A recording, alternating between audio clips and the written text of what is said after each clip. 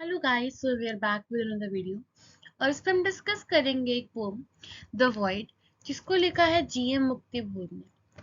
So without wasting any time let us begin, but do not forget to subscribe and hit the bell icon before we start. So पहले हम अपने poet के बारे में जान लेते हैं।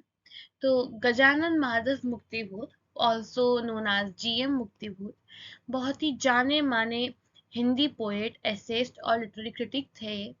इनका जन्म नवंबर 13, 1917 मध्य प्रदेश में हुआ। ये अपनी डिफरेंट टाइप ऑफ राइटिंग जो मार्क्सिस्ट आइडियोलॉजी से लिखते हैं उसके लिए जाने जाते हैं। So let us begin. हम लाइन बाय लाइन एक्सप्लेनेशन समझेंगे इस पोएम की। The void inside us has jaws. Those jaws have carnivorous teeth. Those teeth will chew up everyone else.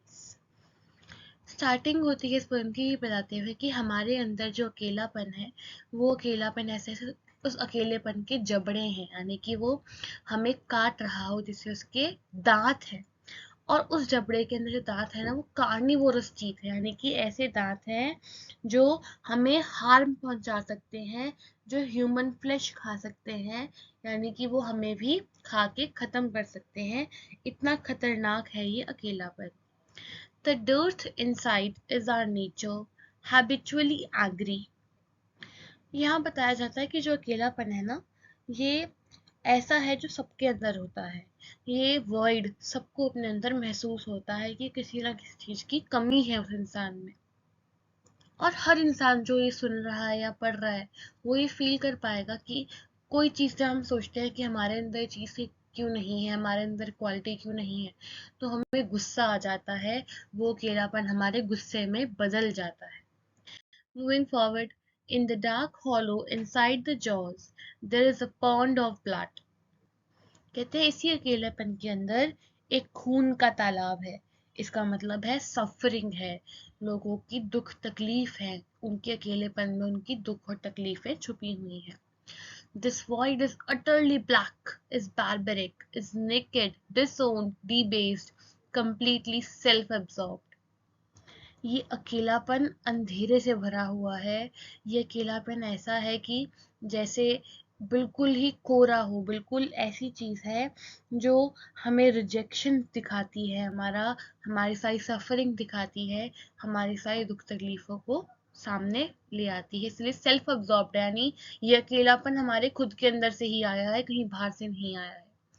I scatter it, give it away with fiery words and deeds.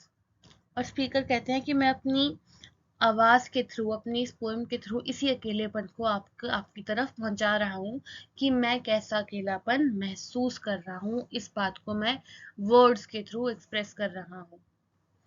Those who cross my path find this void in the wounds I inflict on them.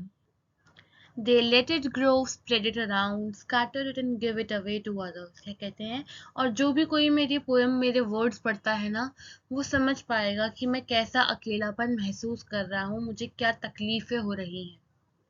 और ये यहीं पे जब बोलते हैं ना scatter it and give it away to others, यानी कि बताना चाह रहे हैं कि आने वाले जनरेशन्स भी ये चीजें फेस करेंगी, ये अकेलापन महसूस कर पाएंगी, क्योंकि ये जनरेशन बाय जनरेशन हर इंसान ये अकेलापन, ये लैक की जो फीलिंग है, ये सफरिंग की जो फीलिंग है, इसको फील कर पाता है।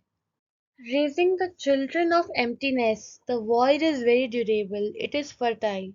Everywhere it breeds, saws, daggers, sickled, breeds carnivorous teeth. यहाँ पे बताते हैं कि जो आने वाली जनरेशन है जो ये अकेलापन फील करेंगी ना, हम ये जानते हैं कि ये अकेलापन कितना परसिस्टेंट है, अकेलापन कभी नहीं जाता।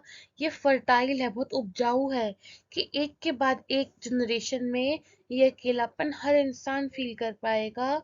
और ये ऐसा नेचर का है ना ये अकेलापन कि ये इतना बुरा लगता है जैसे किसी ने पेट में कोई चाकू घोंप दिया हो या किसी ने हमें मार दिया हो।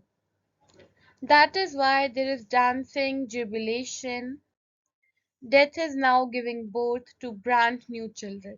यहाँ पे इस सफरिंग को, इस void को, इस अकेलेपन को ऐसे दिखाया गया है कि थ्रू डेथ ये और भी अकेलेपन को जन्म देती है।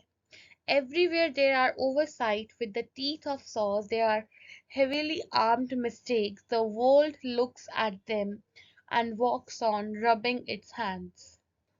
और जनरली हम इस अकेलेपन को, इस वर्ड को नज़रअंदाज कर देते हैं, और इसी चीज़ को नज़रअंदाज करने से कितने लोग मर जाते हैं, कितने लोगों की लाइफ तबाह हो जाती है और हम कुछ नहीं कर पाते, हाथ मलते रह जाते हैं। इसी के साथ पोएम तो हमारी खत्म होती है, बट फटाफट से हम थीम्स पे आ जाते हैं। Inner emptiness and alienation. हमारे इस पोएम में बहुत बात की जाती है कि कैसे लोग अकेलापन महसूस करते हैं, एम्प्टी फील करते हैं, उनको ऐसी फीलिंग आती है कि उनकी लाइफ में कुछ अधूरा है। Violence and destruction second theme है हमारी, कि ये अकेलापन कैसे एक वायलेंट फोर्स है, लोगों को दुख देने वाली चीज है ये। जब हम अकेला महसूस करते हैं तो कुछ लोग होते हैं जो सेल्फ हार्म कर लेते हैं, अपने आप को मार लेते हैं या डिप्रेशन में चले जाते हैं। तो एक डिस्ट्रक्टिव फोर्स है ये word. Cycle of suffering and transmission, ये एक चेन रिएक्शन की तरह है। ये एक ऐसा रिएक्शन है जो पर्सन टू पर्सन फैलता है।